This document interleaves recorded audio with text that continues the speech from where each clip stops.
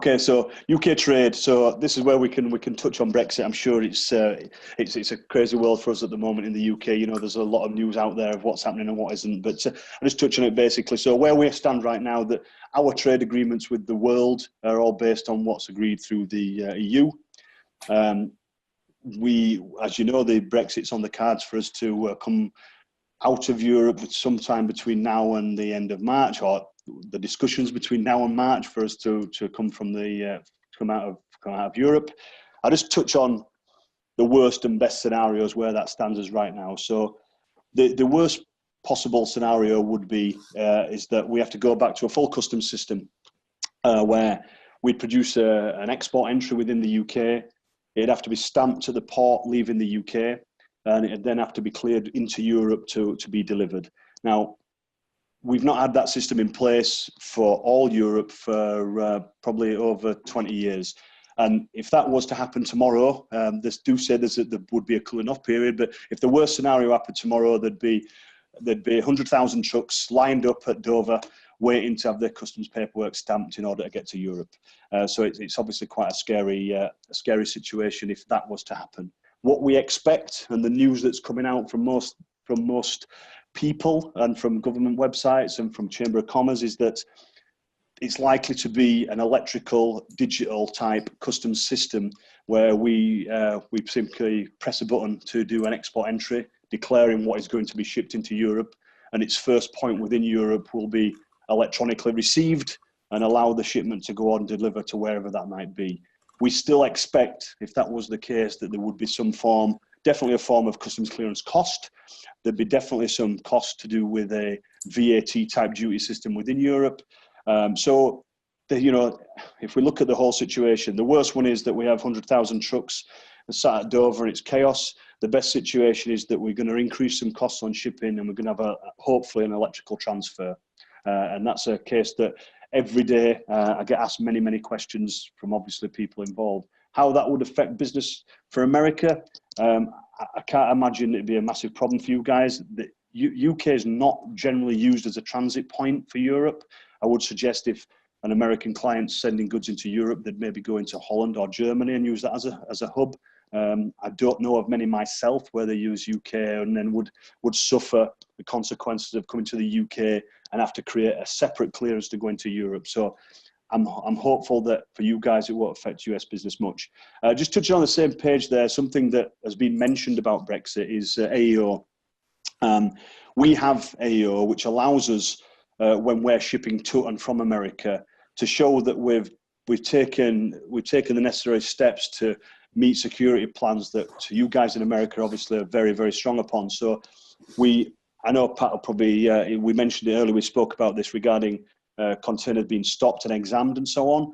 This year in 2018, which I'll probably just jinx now, I don't think we've had one container stopped and examined. And we feel it's probably to do with your regulations regarding CT-PAT in the States and within AEO in the UK. We've been very lucky. We've had some documentation exams, but we've not had a physical exam, especially not on a UK import. So I'll touch wood on that. And so we've been very lucky. But the AEO status, it was mentioned that if Brexit goes ahead and we have the situation where clearance is required, that most forwarders and possibly manufacturers and shippers would need to have AEO status.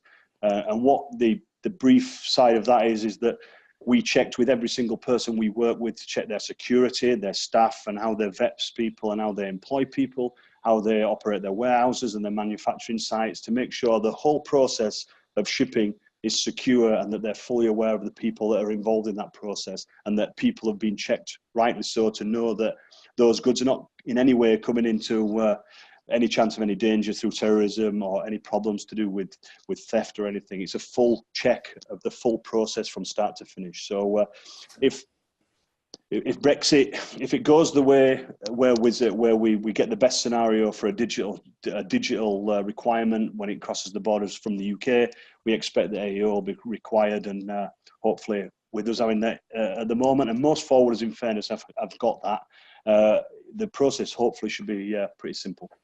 Yeah, and that AEO program is completely comparable to the CT-PAT program here in the United States. The EU Commission does have in place a mutual recognition agreement, with that AEO program. So it's really just about the same as our CT PAT. But I do find it pretty amazing that you've had so few exams, and because I could probably, last week we probably had more than 1 or 2 containers pulled for a full DVAN here in the United States. Yeah, I think it's definitely more. I hear about it more from you guys. I mean, we tend to get what tends to happen is we'll get a paperwork check. So we have to send all the original paperwork to HMRC, and they'll check through those things fully.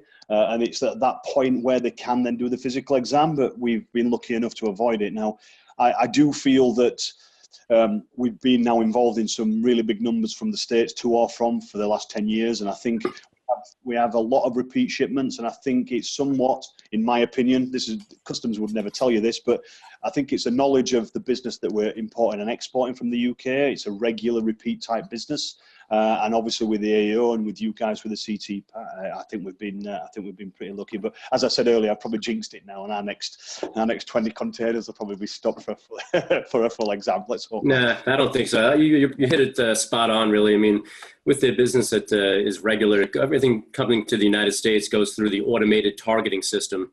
And if there is anomalies within that targeting system, that's when you have an exam. But if it's regular stuff in and out, it's a high percentage of not being examined or being stopped whatsoever. Yeah, I mean, I always recall when we started, when we've been doing the big steel shipments into LA, we've been doing them for over 10 years now. And I know when we first started, because of the industries that we were going into, there was a lot of aircraft industry and so on for the military. When we first started, every shipment was stopped and checked. And then after about a 6-month period, it started to slow down somewhat. And I think now it's pretty rare they do check it, so they know the business. And I think it's a knowledge of what we're shipping.